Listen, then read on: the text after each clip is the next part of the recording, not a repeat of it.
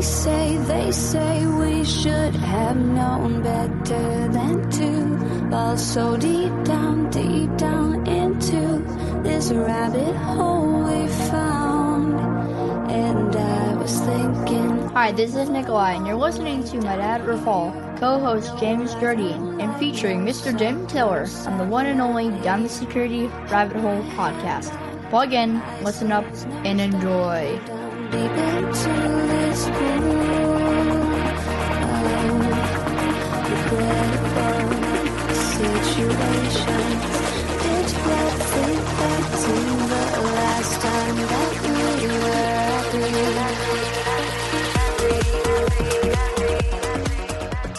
were. All right. Good morning, good afternoon, and good evening. Welcome down to Security Rabbit Hole, to the number one cybersecurity podcast in cybersecurity, the industry's longest running podcast. And as I do that intro, and now joining Mr. Robert Hansen. All right, so we're going to get right to it because we've got a limited amount of time. Welcome to those of you on our live stream. So we're going to kick off 2025 with by basically lighting the wick on the rocket ship. Let's just go right out the gates. No slow start to the year. I've got two awesome guests that way. I don't know, over here somewhere. And Jim, you're now permanent, so now you're not a guest anymore. But here's the premise. Patrick, 2 years ago, roughly wrote something. Wrote something interesting that still resonates. Reposted it, and I send it to everybody kind of check out. I wrote a thing on trust, and we don't have to discuss that quite yet. That'll be a discussion for another time. But welcome, Jim. Happy New Year. Happy New Year. I'm really, this could be a great one. I can feel it already. I know it sounds corny to say, but I'm optimistic, which is pretty rare. But I will say is I just want to make everybody clear is I read the articles, and I'm thinking I was saying earlier is, there's a bunch of worms in this can we're about to pop, right? Oh yes. This is no holding back. This is for real. Are you rethinking your promotion, Jim? Are you rethinking your promotion to permanent member? Yeah, exactly. Jim's like, what have I gotten myself into? Yeah. All right. Guest number one, Mr. Robert Hansen, our snake. Welcome. Oh, thanks for having me. Hey, Happy New Year, buddy. You too. All right. And the guest of honor whose work this is all based on, Patrick Dennis. Welcome, sir. Hey, good to see everybody. Happy New Year. Ralph, appreciate you having me. And yeah. All right. I wanted to, and I played this for you guys earlier. Rob, you didn't get to hear this, but so you're going to get surprised. I wanted to get a good audio cue to kind of have in the back of your head for what we're about to talk about. And it's this. Here we go. Ready? Here comes the audio.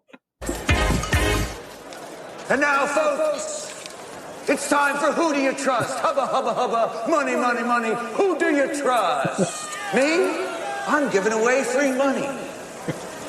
Now, if you don't know, that's the original Batman. It's the only Batman.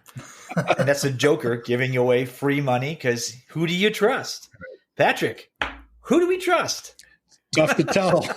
It's tough to tell. I guess just to kick it off, I'll just say, I always feel like if you're in one of these industries, making predictions is a go out on a limb sort of thing. Especially like if you put it in writing, it doesn't really go away anymore. And so I'll just kind of tell you what brought this one back around for me. I was messing around with Notebook LM, which is kind of an extension of the Google products.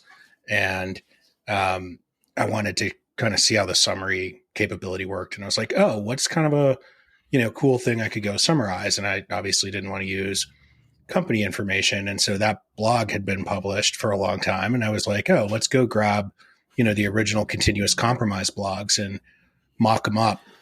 And so I put in a Notebook LM and messed around with it a little bit and then clicked a button and created a podcast based on it. And I was like, here we are 18 months later. And, at least as it relates to AI and deepfakes, specifically on that list, right? Wow, you grabbed AI tool, you sucked information off the internet, you created a podcast, which wasn't a deep fake in this case because it was based on my information, but you could have just as easily created something that was, pretty controversial and fake. And by the way, same week, China said, GDP was off and they were going to tariff everybody. And so I don't know. I just felt like most of that aged well. And then Rafi said, let's get on a podcast and talk about it. So let's talk about it. That's right. Listen, guys, I read your stuff, Patrick, and I listened to that and I was like, wow, that's interesting. And I sat and thought about it for a bit. And I have as Anton would probably say, I'm vying for the depressing take of the day. And I think this is going to be a good entry. That's true. Rob's got a book. All right, I'm going to let you go next, Rob. But I wrote a piece on this, and I think we're at a point where in at least we'll say the words broadly in security, we've taken trust and we have purposefully shredded it down to the point where, as you said, Patrick, I'm not sure who you trust anymore. Yeah. More importantly, I don't know how we know who to trust. Rob, I'm afraid to hear what you're going to say. just a little scared. Rob, can you start? Is that a bunker before we get going anywhere? Should we know? I am underground at the moment. Yes. So let's start with areas of agreement. How about that? I think that might be a better place to start. So I agree. You probably can't trust anybody anymore. Any news that you haven't personally vetted in some way or another is probably suspect. I do believe that deepfakes make all of that more difficult, and not just difficult in the sense that they're better. Sure, yes, they are better, but also difficult because the volume is much easier for them to ramp up. So once upon a time, getting one phishing email, some people are going to click on it, but it was misspelled, it was fucked up. And now none of that stuff is hard. I could very easily create phishing emails despite all the protections OpenAI and Gemini and all these companies put in place. None of that shit works. So if you're asking, should you trust anything online, I would take it a bit further. And this might be where we start diverging. I don't think we've ever been able to trust anything online. I think the idea that things were trustable was really an illusion. It was sort of a temporary state of the technology not catching up to our misconceptions of how the world works. And I really don't think that AI is so fundamentally different than adversaries that are advanced enough to create these things that we've ever should have trusted these things in the first place. I don't think most security people are ready to hear that they can't just use Facebook and Twitter and whatever random social networking thing they're using and say, cool, this is information I can use and go forward with without doing a ton of additional investigative work from multiple different, ideally disagreeing parties, and come to a consensus based on the truth that you can find between the two. And no one has time for that shit. Really, no one has time for it. See, that's where I think that's kind of where I picked up. And my premise was that in cyber, to take it back to our jobs, we fundamentally, we've told people over the years, don't click that link, don't open that email, don't do this, don't do that. It's all good. It's just trying to, they're just attackers trying to get to you. And we've made people super paranoid. Meanwhile, those that could have been made paranoid, made them paranoid. Some people just don't care. Yeah, but Ref, that's our own fucking fault. We allowed all of that email to get delivered. We're the guys we're the mediators. True. We allowed that thing to appear in their inbox in the first place. You should be able to click on anything you want. There should be absolutely no way to get in trouble if we were doing this correctly. But true. Frankly, we've made a very permissive environment. We've made the internet open when it didn't have to be. It could have been a very closed, very insular thing that really there would be no way to do anything without direct attribution. But we chose a different path. And so I'm not terribly surprised that we're super vulnerable. We built this thing to be vulnerable by design, to be open, to be mostly anonymous. Attribution doesn't matter in the middle. Not that I want to rewind to that part of history, but we did go through that. that also true. Right. Jim, I know we've really done people a disservice. In my opinion. We have. I actually completely agree with just about everything you said. I would say is that the only point I think where it's interesting where you said that, the trust was somewhat manufactured, we manufactured it. I think I would add 2 cents to that and say technology has allowed us to weaponize. It's gotten to the point where people who do distrustful things have more power, and the abstraction between how we interact as humans, the introduction of computers and web pages and social media distances as people in many ways, right? And that we've become more trusting of the thing that sits in front of us. And now there's more people who have the power to manipulate, how we approach information. And your point about we have to investigate, people are too lazy. I mean, think about the birth of Twitter, when it was just a couple hundred characters, whatever it was in the early days. And people don't want to read the document. They don't want to read the whole thing. You know what I mean? Right. And that's what's going to have to happen. People recognize that you're being manipulated because you're allowing it to happen. You have to change the way that you approach things. But you're spot on. I think from the word go, there was a decision saying that security was a secondary thing. I mean, we all remember having to explain security, and they were like, "Oh, you guards and gates? No, that computer thing. I'm trying to secure that." So. Basic authentication came after HTTP. We had the web, and then we build authentication on top of it. Yeah. That's the perfect example.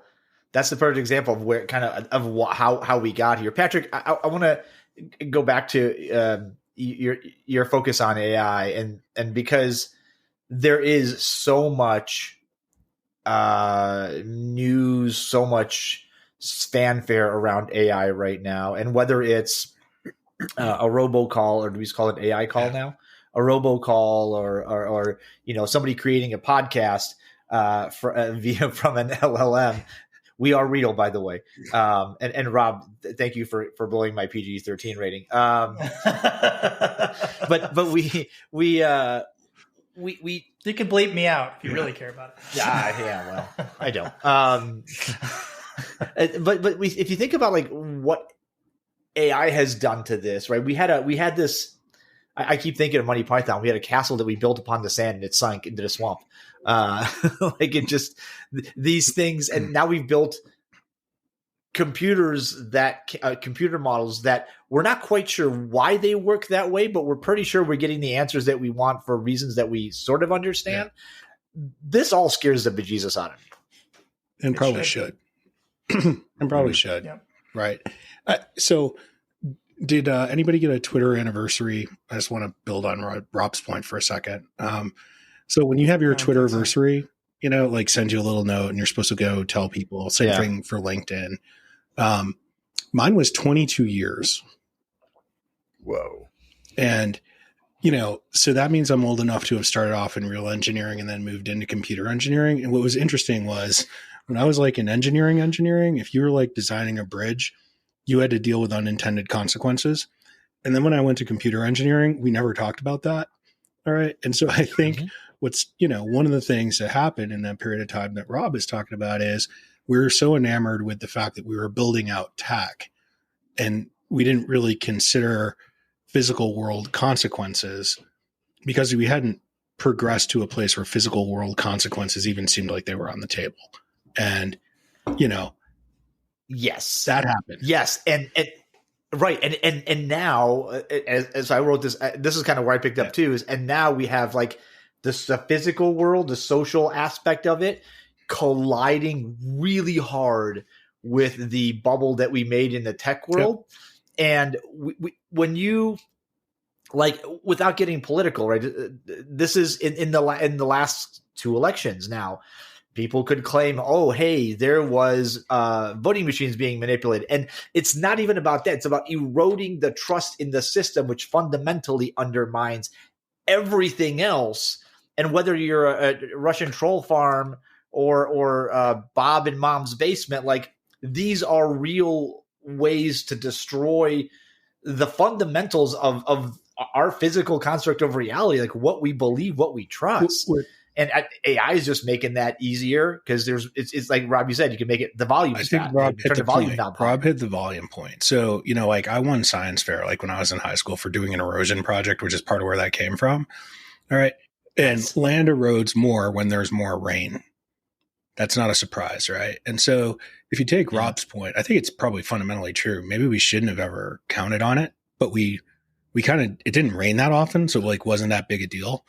You reduce the cost of compute, you increase the ability for people to access clouds, you globalize a platform, you make translation services free, and you generally have universally political systems that haven't caught up with that. That's not a US specific statement, right? Like extradition issues exist all over the world. And you've brought the cost of crime to near zero. And so you see the volume go up. At kind of not a surprise, right? And, that's happened. I think Rob's point's the exact right one. That has happened every year since this all started. It just kind of got to this year where it was a tipping point for me because the rate and pace of innovation that I've seen post AI is unlike anything I've seen in my time in tech. And so if you assume that tech gets more efficient over time, that means we are going to make the good things that we do with this more efficient. We're going to make the bad things that we do with this more efficient. And if we're kind of already at this weird tipping point, it feels like it's the right time for this conversation. And so I was looking for Jim Mark Hardy's Future Crimes book. I think that's who wrote it. Because that explains exactly what you just said, right? We brought the cost of crime down to near zero. The consequences for cybercrime, like when you're robbing a bank, you can get shot, you can get put in, it's easy. You're right there. When you're when you're robbing somebody of their digital currency or whatever from half a planet away, it's a lot harder the consequences are way, way, way less. Right. Also, it's total cost. I just want to point that out, right? So the whole pyramid of pain concept. So we're not talking about like literal costs of getting computing power, or we're talking about time, energy, level of effort of investigation. I mean, it's down to a click now that you can go out and make $10, $20 million, not even blinking an eye. Just, you got to be bad, right? But so much opportunity is ridiculous. Well, and have you ever gone and seen how many bank heists had $10 or $20 million involved? It's actually a really small number. So like if you go compare, the cost and the consequence of the physical world with the return to crime in the digital world, you get a much higher return on average with way less risk at a way lower cost, and you can do it way more frequently. So for as much as, all the Boston bank robber movies are great movies, and I'd love to see Ben Affleck do another one of those because the towny part of it is like super appealing to my old Bostonian side. Nobody's going to do that anymore. You're not knocking over a bank for $10 million. I think Heat was the best version Heat was of that genre. Yeah. You're going to like queue up, I'll give you one that's hit our company recently. Is like there's a link that gets dropped in and they ask people to jump on a Zoom with me to give them bank routing information. And they can deep fake a Zoom with me because I've been online enough and my voice is online enough. You can do it. And it's cheap enough that you can move down to a company of my size. Right? Mm-hmm. Rob, when would that have been reserved for 5 years ago? You would have gone after, a huge multi-billion-dollar company, right? You wouldn't have moved down the food chain to something like me. Right? Correct. It is a distinction with a difference, but I'm careful not to throw, because all these lessons we've learned before. We had the telephone, and then all of a sudden telephone scams existed. Before that, we had mail scams existed. You know what I mean? Before that, we had people on horseback delivering the wrong mail to the wrong people or whatever. So this scam has existed. This is not a new thing in human evolution or sociology or whatever. I think what we're encountering is scale. And I think there was some weird part of something about the internet made people think it was real, that fundamentally it could be trusted. And I think part of it is it's so weird and uncomprehendable to most people. They're just like, no one can mess with this thing. It's too complicated. Like and maybe there's a few hackers on Earth that can move a bit of information around, but fundamentally it is basically a true thing. This is a truth creating engine. AI seems to know how to make a recipe better than I do. It's a truth generating machine. And none of that's actually correct, but we haven't really done any job socializing to the mass public that that's not true. In fact, our entire jobs are based on the fact that it is true, because you have to be able to trust your bank has the correct information in it. You have to be able to trust that when you order in Domino's, you're going to get a pizza. You know what I mean? Like all these things are based on an assumption of the truth of the thing. If I enter my information into this form, I'm going to get something I want out of the system. And that's a gamble, and it's a gamble that gets worse and worse over time. Or maybe in a weird way, maybe it's not direct. Maybe eventually they get hacked on the back end, and 3 months later, randomly their credit card's stolen and they don't know how it happened. So I don't know that there is an answer there, but I don't think it's necessarily a new enough problem that we should think about it outside of the terms that we've always thought about these problems. Back in the mail days and eventually phone and TV was fake news, and mass media existed long before the internet. It just didn't work as well. Radio or Orson Welles, there was a time when the public should have been aware that they cannot trust these sources. And we never really codified that, I guess. We did take a weird turn too, though. Like, I'll tell you one that I'll flag one on that list. The average people have started to, I shouldn't say average, middle of the bell curve AI users recognize these systems can hallucinate and accept that hallucination is normal. I'm not sure that's good. If we met an average person and they said to us they hallucinate, we'd probably go like, I don't actually want you to be my cardiologist anymore. So, right. So, Rob, I think you're right. I'm not sure we've ever taken any of it seriously enough. And some of it's been around for quite a while, but we're kind of in a spot where we have to take it seriously now. But I want to push back on that slightly, because imagine you have a team of like 5 people or something, and they're not all exactly the same, right? There's a distribution curve. Some people are really good. Some people are really bad. Most people are in the middle. You may go about firing the lowest 10, 20% or whatever because they're the worst performers. But you're also at the same time saying the people in the middle of that bell curve, despite the fact that they are making more mistakes than the guys at the top, are still people you want around. And like, we have gotten used to the idea there's a certain amount of fuzziness with regard to humanity. They can fail at a rate that I think, generally speaking, we just all understand intuitively. Like, it's okay if you sometimes fail, because that's the way of humanity. We don't expect perfection out of anybody. And let's say that at the top end of that curve, there's only like defect rate is 1 out of 1,000 or something. That's a great, very low defect rate. It's very unattainable for LLMs at the moment. But are they able to be closer to the middle of the distribution curve? I think they can.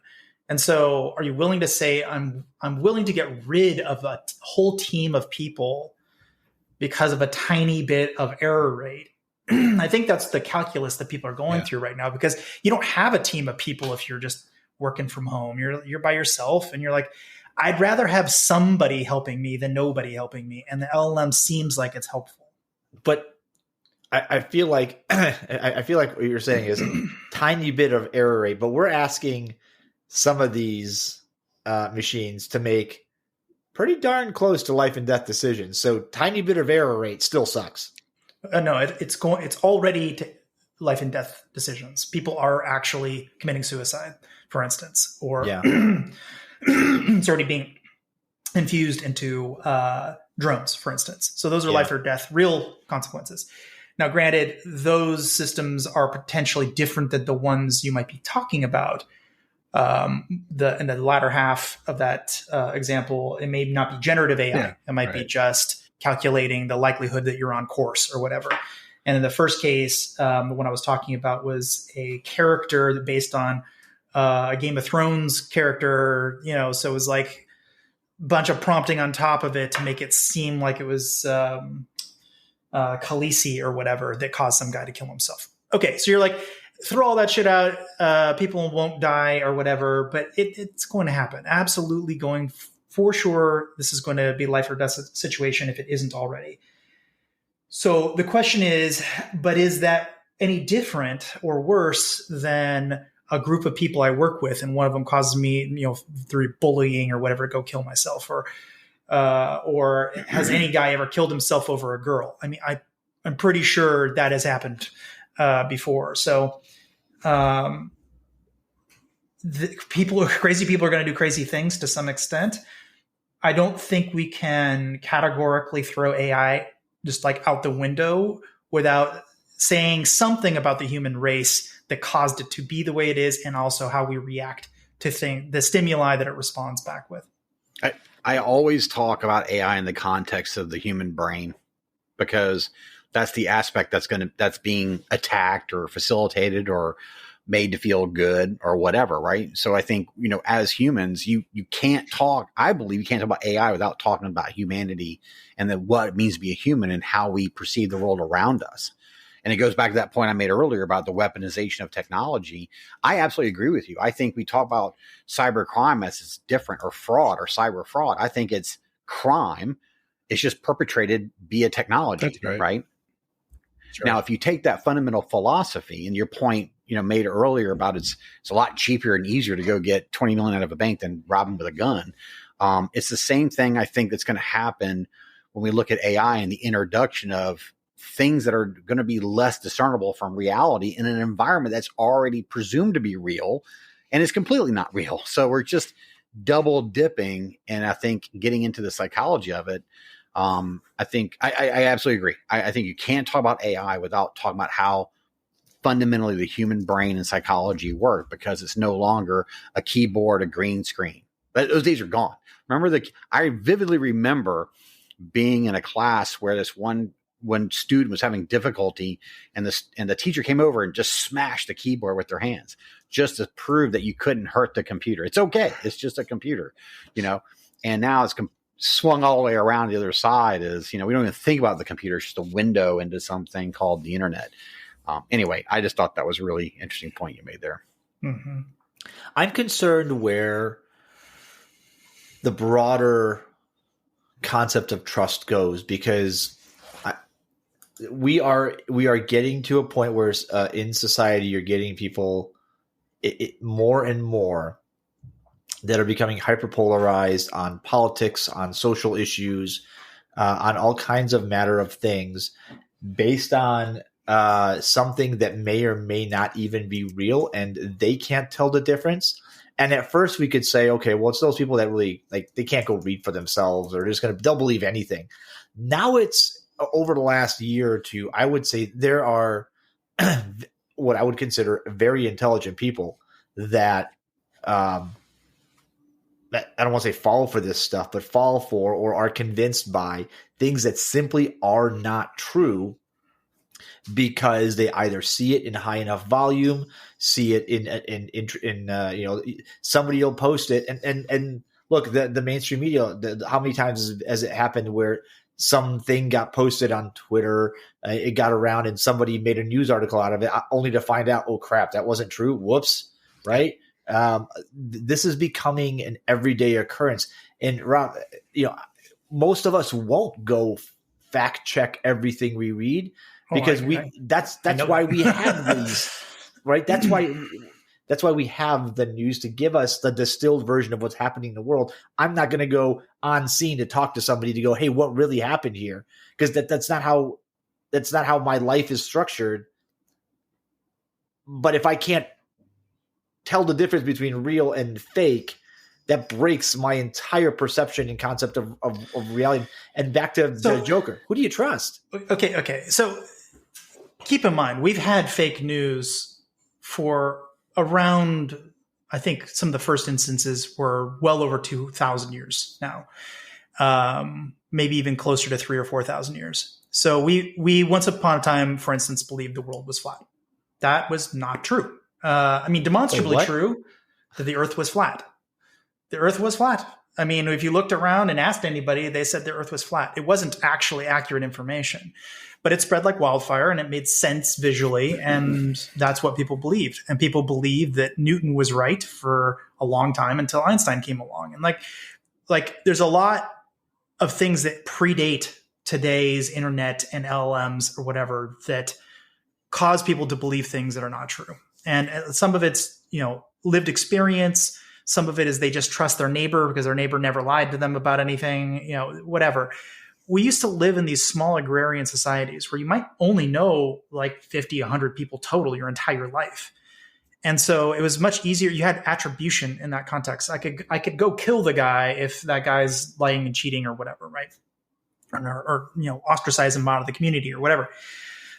We don't have even attribution anymore. We don't have that, let alone the ability to go interdict or do anything about it. So LLMs are really just exacerbating a problem. Like virtually every single person on Earth, or effectively everyone with a smartphone or any internet connection, is your neighbor now. So once upon a time, I might be able to trust 130, 150 people or something max. Beyond that, probably not. And now I have to deal with, whatever it is, 5 billion people or so. I don't know what the real number is, but it's high. Just as a data point, just so we can get a right. It's probably 5. So just as a data point, there are 1.2 million models on Hugging Face. So the idea that we're going to get back out of that problem it's a complete non-starter. Like it's never, ever, ever going to work. And the best we could hope for is some sort of regulation. But I just want to make this clear. Like I had a really interesting conversation with the CMO of Facebook a couple months back, and him and a handful of other FANG companies, they're spending $500 billion in infrastructure over the next couple of years building AI data centers. And literally zero of those dollars are going to the EU. And there is a reason for that. And the reason for that is regulation. And if we want to be in the business of owning the narrative, if we want to be able to have our LLMs be aligned with Western interests, specifically US interests, regulation is basically the way that we lose control.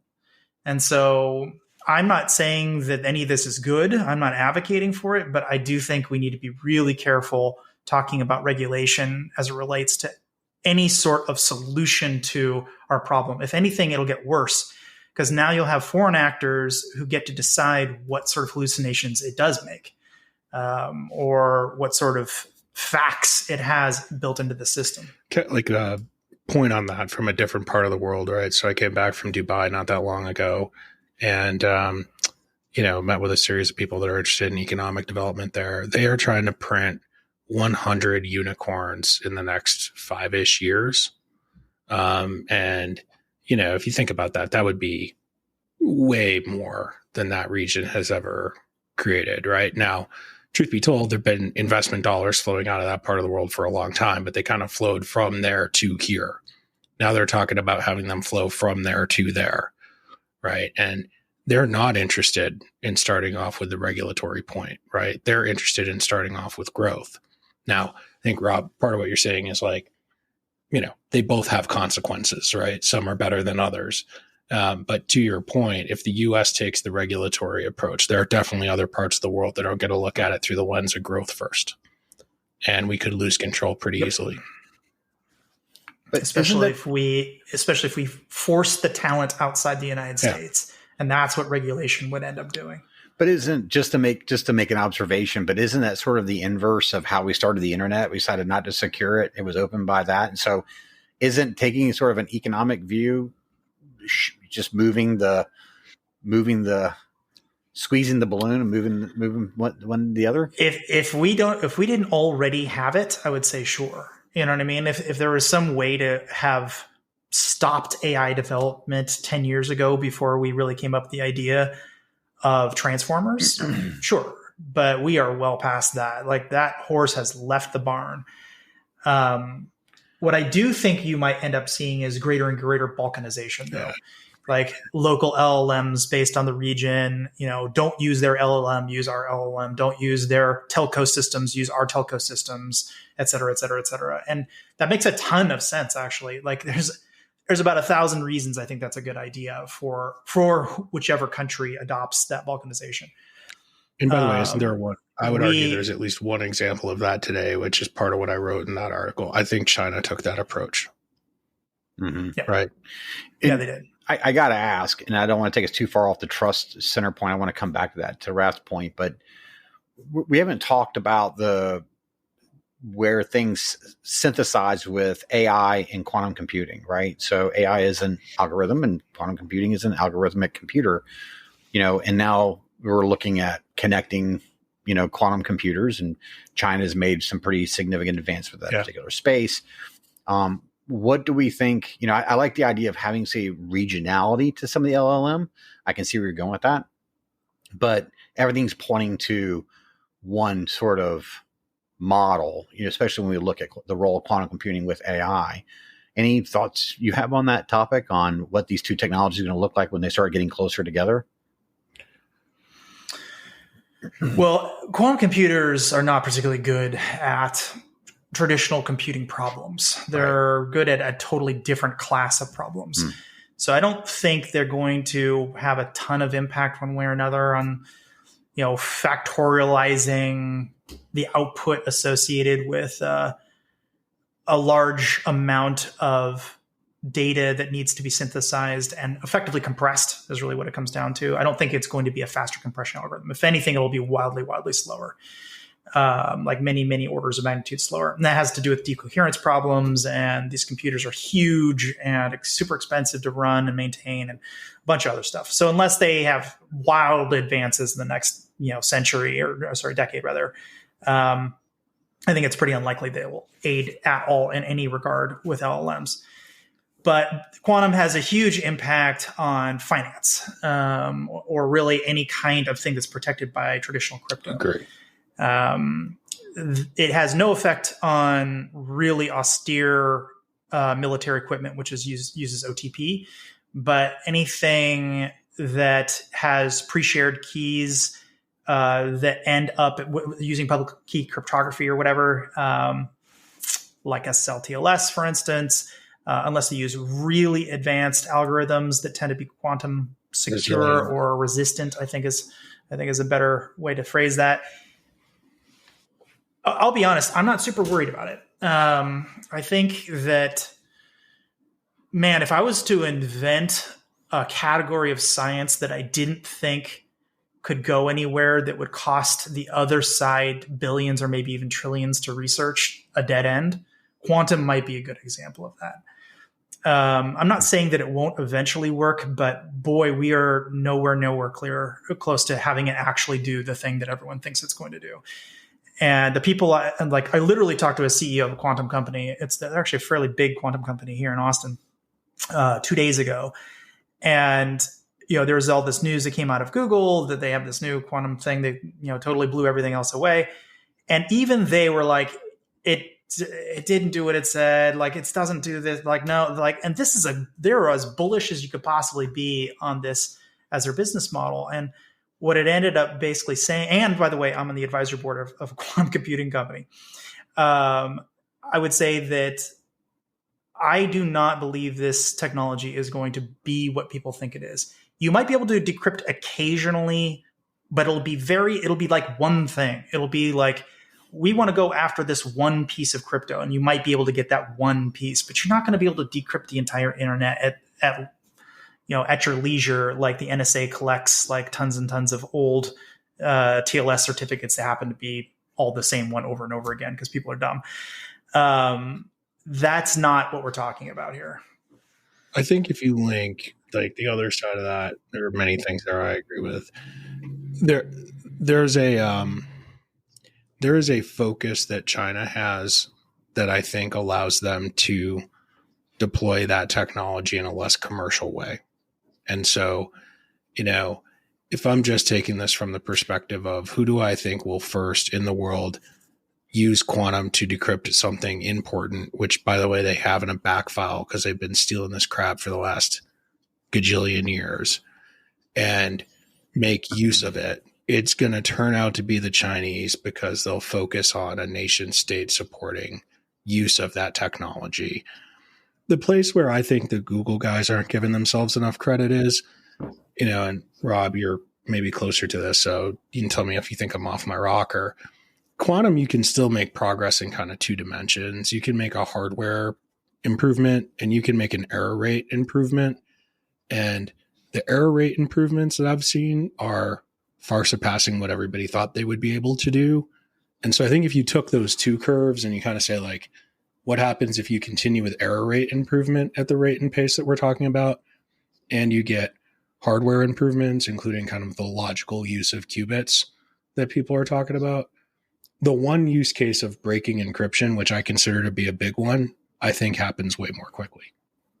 I think that now I do agree. So, I think it'll be targeted.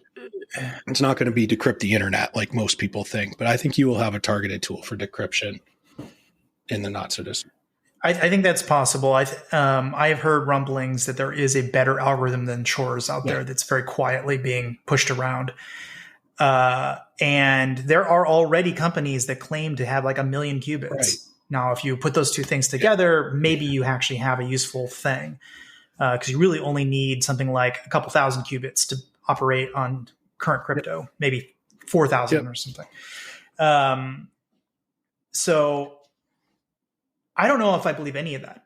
I'll be honest. Like it's like one of those things that makes great headlines, just like Google's announcement. And if you want to know the greatest effect that had, go look at all of the valuations for all the different quantum companies. They all shot through the roof. Most of these companies were trading for under $1, and now they're trading at like $20 or something. Like huge increase in valuation. So basically, I mean, that's a moneymaker right there if they can hold out and, double down on their tech and get there.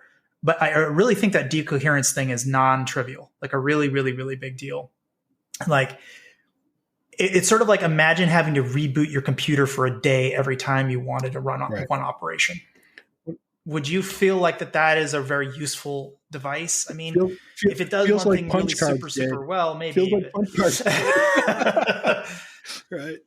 Yeah, but what it basically means is the only way to use it is super targeted. Yeah. It will never be the thing that people think it will be with the existing tech. You need like a massive shift in the way all this tech works, where decoherence is never a problem as opposed to basically always a problem. Yeah. Guys, can I drag this back in, because we got a couple minutes left in this show.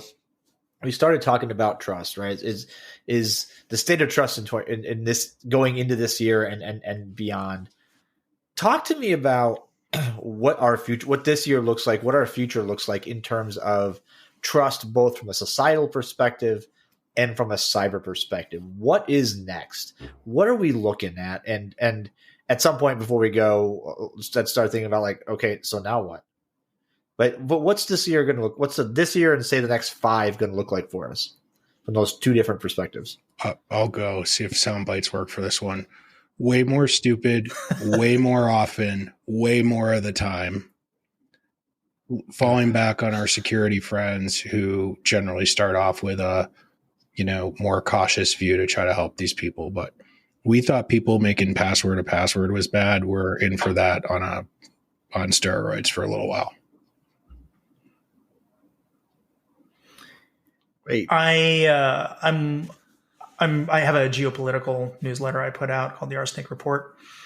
And one of the things I've been following was a bunch of kind of old women and men who went around torching critical infrastructure and police cars all around Moscow and various other regions in Russia, all because they were told by the KGB that they need to go do it for some operation. And if you scale operations up like that, even to a small degree, you end up with mass casualty effects pretty easily. So yeah, I think this is one of those things where people are so gullible. They're so easy to trick. I mean, the human machine is not great. High error rate. It has a bias for trust. It doesn't have a bias for run, right? Exactly. Right. That is exactly dead spot on. And it's really good for what it was designed to do, however many gazillions, whatever years ago you want to apply to, but it's not going to do well. Well, it made sense evolutionarily. Yes. Like we have to be able to trust people around us to cohabitate, for you to go do hunting and I'll do gathering. And, like that, it's just agrarian societies wouldn't have worked without trust, especially pre-money. Right. Like when money didn't exist, we had to be able to trust to show up to a group of people we didn't even speak the same language with and figure out a way to barter. Like that's insane to think that same engine is the one that's relying on whether you decide if some tweet is right or not. Like, it's ludicrous. It's the same software, nothing's really changed. Totally you made ludicrous. This point. You handed me a sword and I handed you flour. Like, the exchange was a little more clear, right?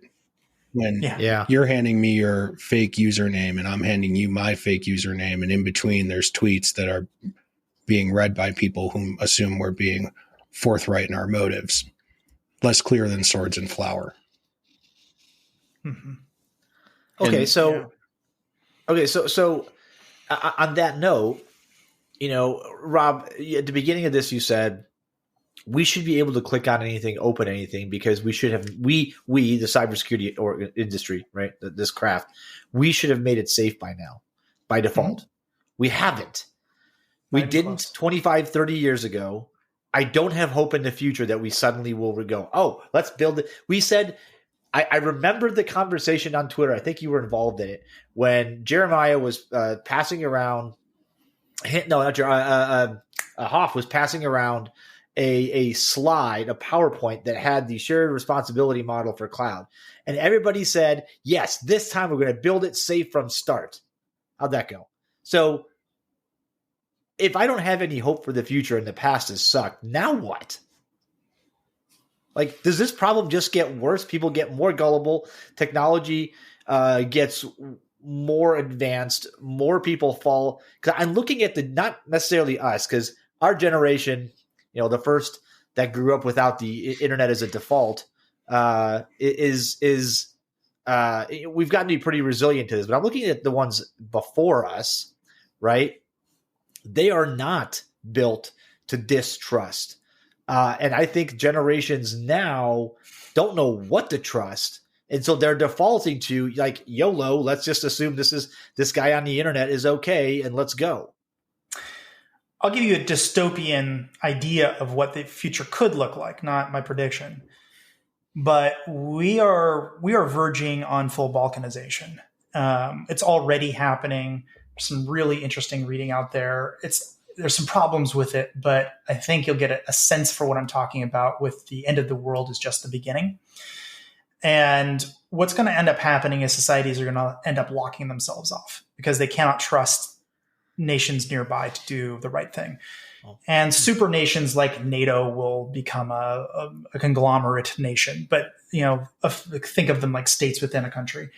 But basically, we're going to more or less isolate ourselves from foreign actors, not really by choice even. It's just going to happen through war. We're all just going to fight each other for various different resource conflict issues or economic issues or just because someone has a beef. Who knows? That will curtail shipping and supply. That will then go after things that's already happening where undersea cables are going to get knocked out. I would not be terribly surprised if satellites got knocked out. And we'll just be at a point where we don't really communicate with other nations very much. Think of them like North Korea. Like North Korea doesn't really contact us unless they want to, right? That leads to the second problem, which is attribution. And so I already am talking with people who seriously, not theoretically, believe that there should be something. If you want to protect freedom of speech and companies aren't willing to do that, to follow the law exactly, they're willing to do their own version of whatever they want purely from a commercial perspective. It's not technically illegal, but it is kind of acting in the same realm or paradigm as censorship. Then what ends up happening is you need a country-specific chat board where you can say whatever you want unless it's truly actually illegal, and then you go to jail. But the only way that works is you actually tie it to real user IDs. You actually really know who these people are. And so we got to get back to true attribution if you want to be able to do that. There's the death of anonymity? Yep. Well, no, you could still chat, but it would be this person is not a verified user. Do not trust them. You can get random information out of them, but don't trust them. However, if it's Joe Bob living at this exact address and whatever, and it doesn't have to be displayed, but you know that the system knows who they are, and they start saying things that are patently, illegally not allowed by, terrorist activity or whatever, you're like, go arrest that guy. And the can look at the logs and sure enough, go and nail them. So a combination of all those things basically means that we're going to get closer to the town square, where the only people who are allowed in the town square are people we trust. And if you misbehave, we can go, tie you to the thing and stone you, basically. Yeah, put you in what's it called, the stockade? Yeah, that in the blocks. If we're nice, and throw tomatoes at you. And I don't think that the sentiment that I'm getting from all the different sources that I'm reading, I don't get the sense that people are in the mood to be more nice. No. So I wouldn't be terribly surprised if we started seeing a rise of more corporal punishment and more serious actions based on criminal activity. Well, that will be interesting, because the one thing the internet did really well is it gave anonymity. So any joker behind a keyboard felt completely free to say whatever they want, attack whoever they want, say and lie however much they want with zero consequence. Now, if you're talking about everybody having a real identity, you can't get on the internet without your real ID, whatever that is, national ID, some sort of digital microchip based. You insert it in and it goes, "Hello, welcome, Rafal," and it says, "Okay, you can access Twitter." Boop, and it automatically tells Twitter who I am. That's gonna that starts to take us rapidly back in a direction. I think the internet, quote, the internet will fight really hard against. Oh yeah, I'm not predicting this is going to occur. I'm saying this is the dystopian direction. I see a lot of different signals pointing at the same time, where we're going to get less and less freedoms in the name of protecting a few freedoms. So my takeaway there is you think fear is up, and fear will drive some unusual behaviors. Yeah. Fear and anger. I think there's a lot of anger right now. But that's what drove the villagers to the castle, right? In Frankenstein and Dracula and all those. That's fear and anger are powerful motivators. And in both of those situations, reason takes a back seat, which I feel like we are dangerously close to reasoning taking a back seat. In politics, in societal views, in society, reason took a back seat a long time ago. But in particularly in tech, advances we make, things we sort of force upon people. I have family members that don't own a cell phone, and they can't go to the grocery store and get certain things. They can't get to a pharmacy. They are saying you have to have a cell phone. I don't want one. I don't need one. And they're like, too bad, you can't get your prescription without it. That's insane. Forcing things upon people, like technology upon people. I think that's going to be. I think the next 5 years is this when this starts to. We're going to continue to rise, and the pot's going to continue to boil to a pitch. And do you guys think it's going to be just a loud pop and then suddenly a hard sway the other way towards, Rob, kind of what you're not predicting, but prognosticating perhaps in a dystopian way? Or do you think it sort of gradually? I don't think there is a gradual. I think it's just going to happen. It'll just be one day everybody's too fed up with everything, and bam, we have to have change. Well, we're here because you're living with gradual. That was kind of my point. This erosion has been happening for some time. So let's take Rob's dystopian point for a minute. So just like in the erosion example, sometime there's a moment where there's a landslide, and then all the mud on the side of the hill winds up covering the road, right? So Raph, I think what you're asking is are we at one of those landslide moments? I don't know yet, although I agree generally with Rob's point of view that there are a lot of unfortunate pressures that are significant enough you could have one of those moments. I certainly hope we don't, I don't know how we avoid it. I just don't see how we avoid it, because the erosion of trust is accelerating. I don't know that we understand as technologists or as members of society how to put the brakes on that. Also, I think the question is is when that landslide occur, how much of the road does it take out? Sure. You know, you can have a gradual scenario with, you know, these balloons of terror and craziness happening in pockets. And it's just whether or not those things become meshed together and have a Venn diagram of basically these catastrophic events. I don't know. I think I split it. I think it's going to be, in some cases, I can say it's almost sort of semi-generational. You know, our kids are going to deal with a different world, and we're going to move on, and they're going to see a different world, and it's going to continue until things kind of spike up and there's resistance to that system and the system changes more dramatically. Then, of course, you know, it depends on, in some cases, what some of these large countries are saying they're going to do in the next 2 years.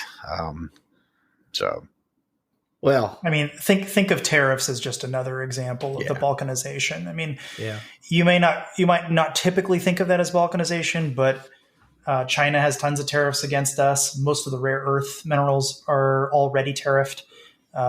There is talk that they might prevent all EV vehicle batteries from being exported to the United States, et cetera, right? And that is pushing us further and further towards this dystopian future I'm talking about. All these maneuvers are really making it more difficult to rely on a global supply chain.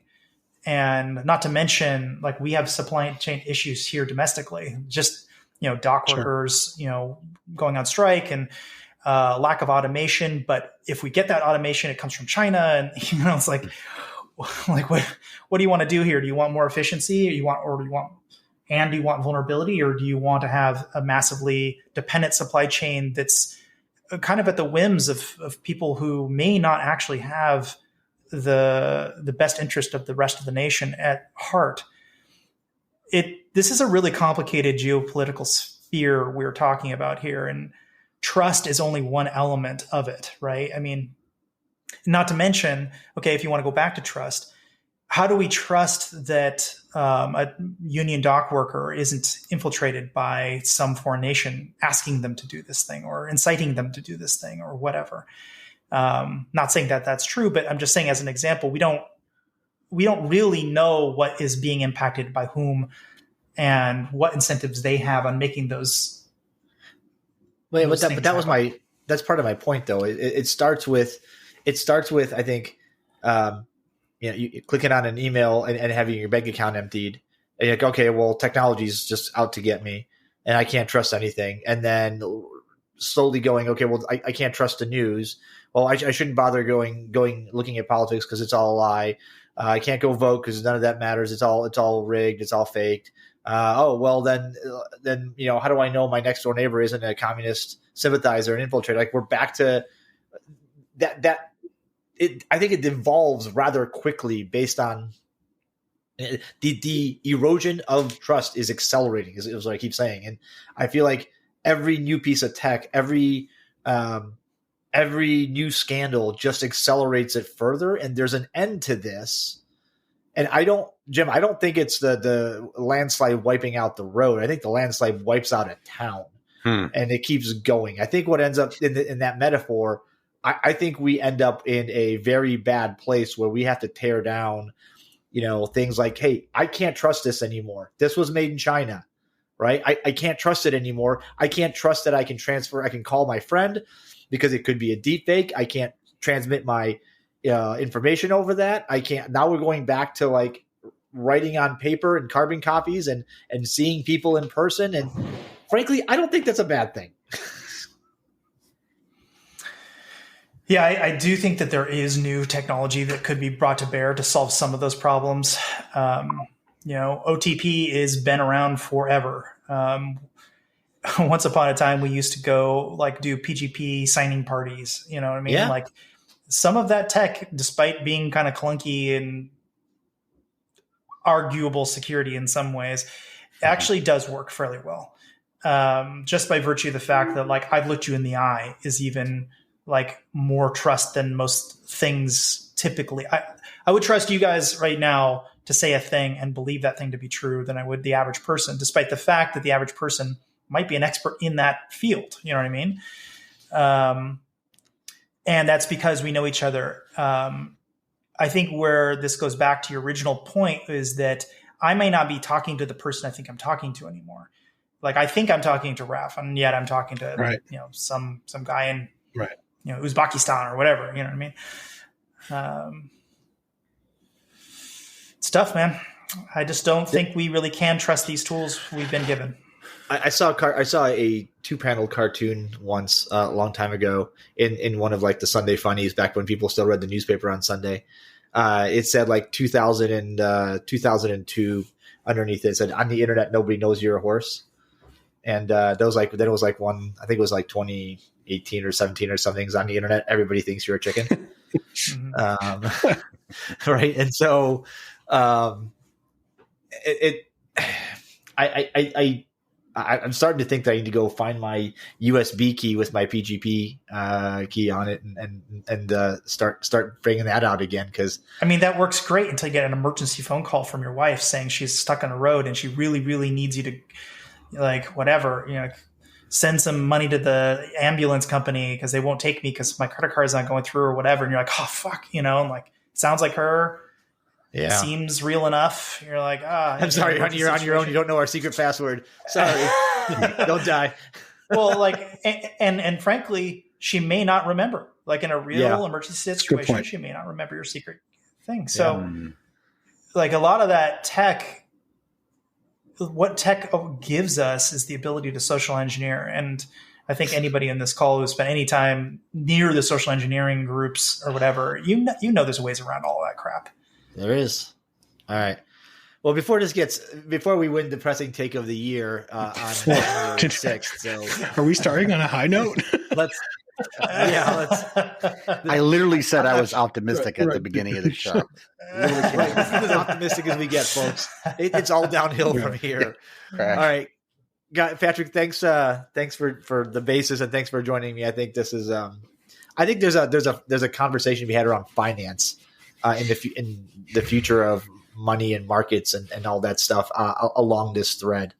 But that's for another time. And Rob, thanks for joining and providing your uniquely dark perspective as well. Of course. Although I tell you what, I'm with you, man. I'm okay with the balkanization of nations. Like I'm okay with, being a slight isolationist after a while, because if it turns out, the thing you buy off Temu is really just there to cause you, extreme medical distress or something for that 99 cents you paid for the for that sweater. Like maybe we need to rethink what we value and how we value it in communication. So I don't know.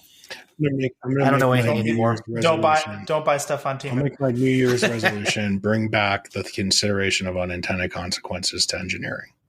That'll be my. Hey man, I like that. That's a good one. Right. That's perfect. All right, and on that note, Jim, thanks for joining. This is where we're going to end this thing. Thank you, thanks for doing this with you guys. Boy, here's to a more upbeat 2025 than that. Happy New Year's, Good guys! To see everybody. Okay. Thanks, you guys. Thanks for listening. This has been another episode of the Down the Security Rabbit Hole podcast, the first of 2025. And we're not quitting yet. So we'll talk to you another time, another place on another Down the Security Rabbit Hole podcast. So long, everybody. This is Bella. Thanks for listening. Don't forget to leave my dad a review and share this with your friends. Bye.